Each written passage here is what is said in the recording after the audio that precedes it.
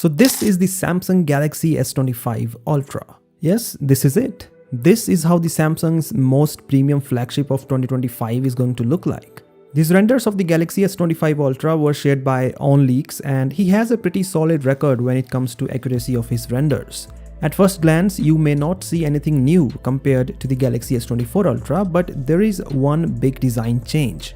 If we look at the sides, the Samsung Galaxy S25 Ultra has a completely flat frame, and this makes it the first Ultra phone from Samsung to have a flat frame design. If we talk about the Galaxy S24 Ultra, the phone had a flat top and flat bottom, but the sides were rounded. But now the entire frame is flat.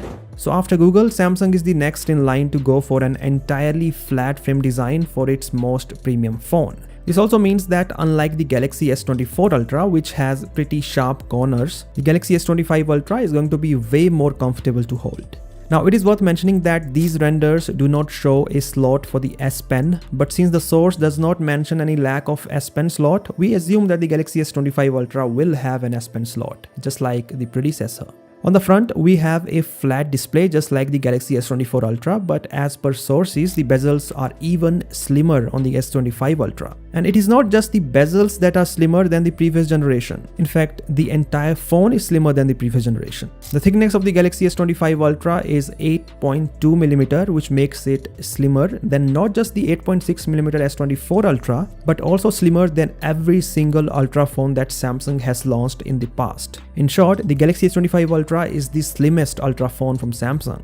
The weight of the phone is 219 grams, meaning it is 14 grams lighter than the Galaxy S24 Ultra and 8 grams lighter than the recently launched iPhone 16 Pro Max. And even though the phone is much slimmer and lighter than the S24 Ultra, there is no reduction in the battery size. The phone still has a 5000 mAh battery. The display size of the Galaxy S25 Ultra is expected to be around 6.86 inch, and it will be a Quad HD Plus display like the previous generation. The quad camera setup looks the same as the Galaxy S24 Ultra, but the cameras on the S25 Ultra have these rings around them, which some may not like. A good news is that this may not be the final design for the camera module, because as per Ice Universe, the camera module design shown in these renders is based on pure speculation, and the real design is still unknown.